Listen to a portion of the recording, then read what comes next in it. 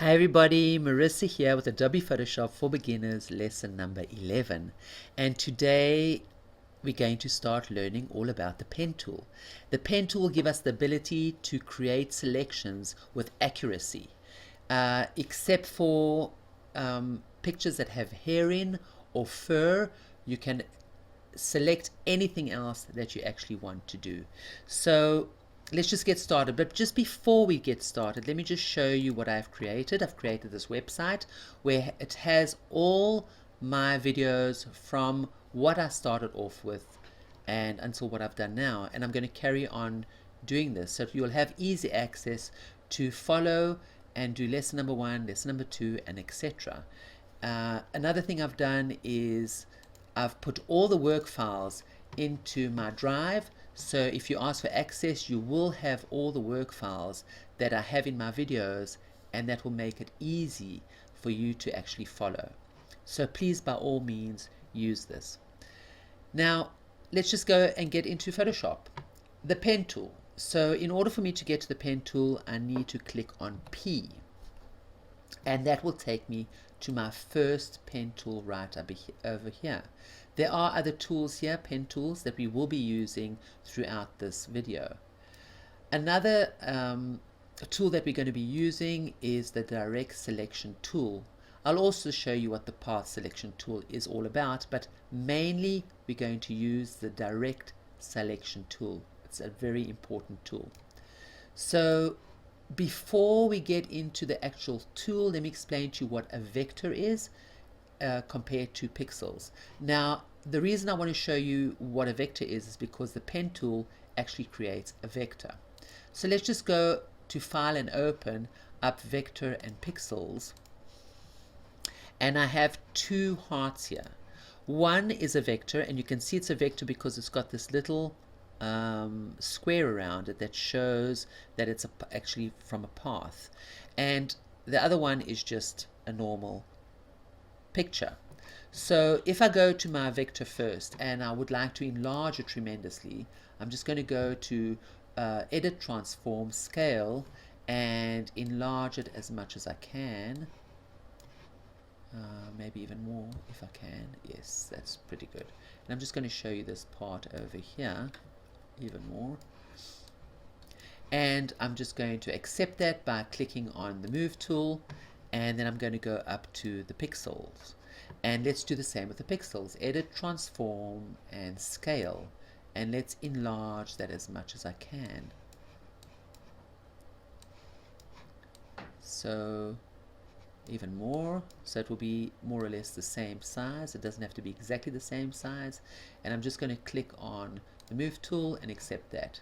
Now I'm going to enlarge this part, and notice the difference between the picture and the vector. So the vector stays as sharp as we started off with, and the pixels do not.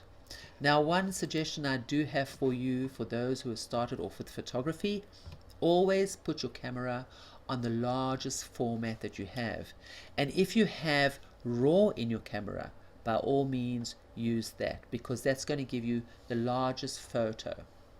Now if you have a pixel and you put your largest photo in, you can't actually really enlarge that because eventually it starts becoming blur, but you can reduce. Obviously with a vector you can do both. Okay, so let's go and open up our next file. I'm just going to close this. So File, Open, and now let's just take shapes. And the reason I've made these shapes is to help us understand how the pen tool works. At the beginning it's very frustrating and hard to understand, so I'm going to try and make it as simple as I can. And if you follow, I'm sure you will understand how the pen tool works by the end of this lesson. So as once again, let's just go and click on P and make sure that the direct selection tool is selected. So what is the pen tool all about? Well, you have one dot and you have another dot, and between that you have a line. Now this line is straight for the moment, but I can make it with a curve. So let me show you how you do that. I'll click on one side, click on the other side, and keep my my left button mouse down. I'm not releasing it, and I will drag down. So let me show you what happens when I drag down. What I'm actually dragging are the handles. So we have the dot where I released it, and when I started dragging down, I created handles, and those handles created an arch. So here we have the arch, here we have our dot, and these are the handles. Now this handle on the top is actually telling me how the arch will be. And this line on the bottom, the handle on the bottom, will tell me how the next line will be. So if I come over here and I click, notice that it's giving me a handle this way. If I click over here, oops, sorry, just got to select that. If I click over here, it's going to show me that it's going this way because I'm on this side of that handle. So for now, what I think you should do is click, go to another click and drag, and then click again and drag in the opposite direction. Now I'm going up before I went down, and then I can click again and I can go down, and then I can click again and I can go up, and I can start creating and feeling how this works. Okay, let's carry on. So now I'm going to click and drag down, and I have my handles. In order for me to be able to move these dots, what I need to do is go to my direct selection tool. Now notice when I touch this direct selection tool on a dot, I can actually move it. And if I touch it again here, I can move it again. Now the shortcut, because I don't want us to keep on going from the tool, the pen tool, down to the selection tool, so how can I do that? On my keyboard, I will click Control, and notice that I'm getting that symbol of the direct selection tool. So that is an easy shortcut to just click on Control, and I will get that tool. And now I can go and move those dots as I wish. Not only can I move the dots, I can also go and move my handles. But they will always go together. Notice that when I click on one handle, the other one will move the same. Now what happens if I just want to move one handle? What must I do? So I can go to Alt on the keyboard, and notice that when I'm clicking on Alt, I'm getting an opposite V or an arrow, as you wish to call it. And I'm going to keep the Alt down. I'm going to keep the Alt down. So once I've got it down, I can take this handle and move it in any direction I want. And then after I've done that, I can carry on doing my path. And notice what it's doing for us. And then just close it off. Okay, so once we understood those things, let's just start off with different shapes. Now the triangle is just very, very simple. You click and you do no dragging because the points here are so sharp. All you need to do is just click in each corner, and when you come to close, notice that near the pen tool I have a 0, and that shows me that I'm actually closing the actual path. Now I'm going to go to path and show you what it looks like. So if you do not have path in your layers window, go up to window and find path and just select it. And here you'll notice that I've got the work path, and this is actually the work path that we created now on the triangle. So let's just double click on that and call it triangle. Now if I don't save the path, it will disappear.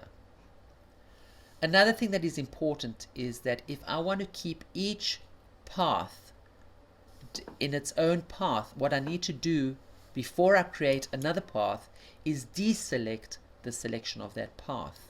And then if I go down to my heart, for instance, and start working on that path, it will create a new path for me. Notice over here that it's created a new path. I'm just going to deselect that because now we're going to start off with our heart. Okay, so I have my pen tool selected, the top one, and I have my direct selection tool down here. And the first point I'm going to put in is exactly on this part over here. And I'm just going to click. I'm not going to move any handles. But when I come to this area over here and click again, I am going to create the handles. And I'm going to try and be as accurate as I can.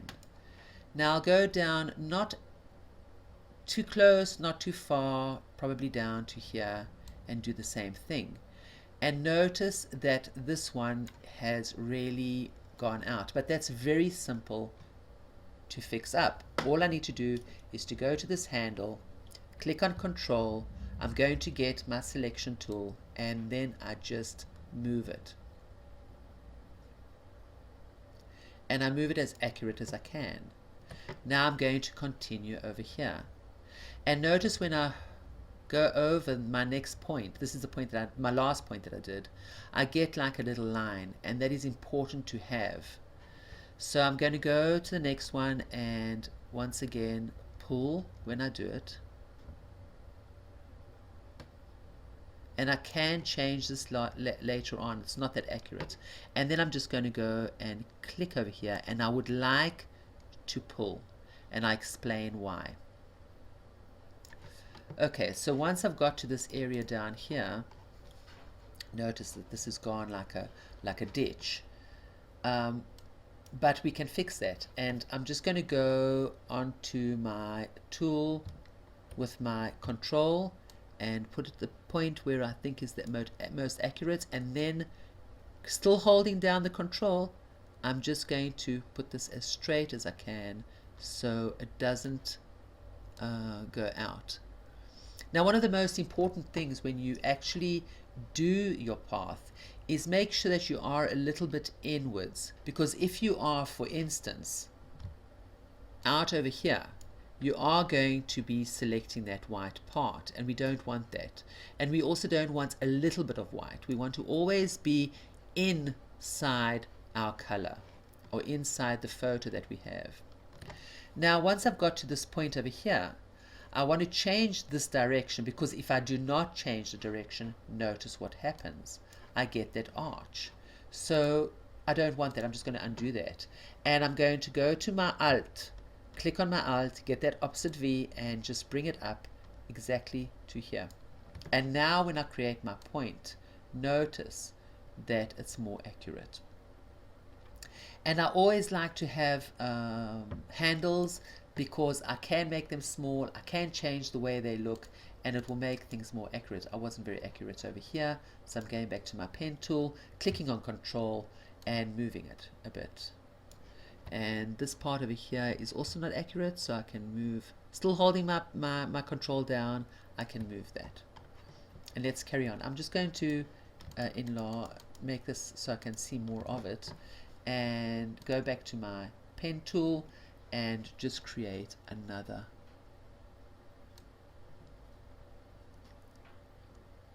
And just go around. Slowly, slowly, you will get the feeling of how everything creates. Now let's just try and go from here to here. So I'm clicking on this, but I'm not going to drag, I'm just going to click. And notice what happens. Once I just clicked, I don't have that nice roundness that I need. But we can fix that, and I'm going to show you how. I'm just going to enlarge this area. And I'm going to go to my pen tool, the top one, and I'm going to go to Control, and first of all I'm going to make this as accurate as I can. And this needs to be a little bit in here. And maybe this needs to go a little bit, it's not very accurate, but anyway, let's just do it from, okay, let's do it from here. This will be better.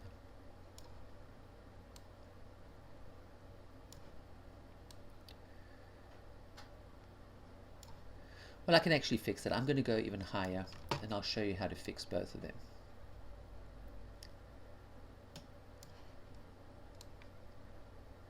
By the way, I'm still holding down the control key, so just know that all the time that I'm doing this, the control key is there. Okay, so I have a dot over here and I have a dot over here, and I want to create another dot over here in order to just pull it up.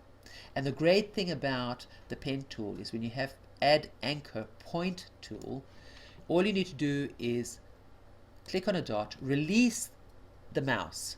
Make sure that you release the mouse, and I'll show you in a minute why. And notice when I'm on the plus tool, the plus pen tool, and I go over a dot, I'm already getting my selection tool, and all I need to do is touch it and drag it.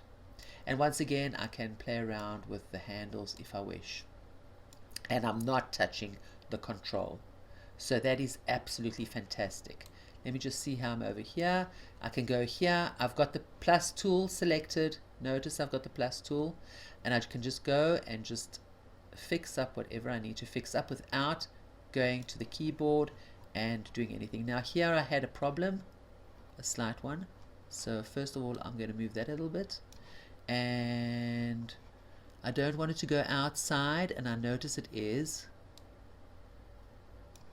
So this will probably, I can make another point, or I can actually do that and do that. And then I can go down here and click on that, release my mouse, and drag it in. So that is perfect. Now, let's just go, and I think I've finished this part off. The heart's finished. So let's just go and call this heart. And when we do the moon, I will show you what happens if you are on the plus tool, the plus pen tool, and you click and drag without releasing. So let's start doing the actual moon, and I will show you that part. So the first thing I have to do is deselect the path layer and make sure that nothing is selected over here. So let's start. I'm going to just click in the corner and go down, click and drag. And this we already know how to do. I'm clicking and I'm dragging. And while I'm doing that, I'm probably not being accurate, that's okay. And then I'm going to go down and click and drag again, and that turned out amazingly accurate, but I didn't even mean to do that. But it's pretty good, maybe not 100% accurate, but it's okay for now. And then I'm just going to click in this corner over here. Notice that I get a straight line. And I'm going to show you how to fix that. But before I fix that, I want to just go down here, click and drag. And just carry on, click and dragging.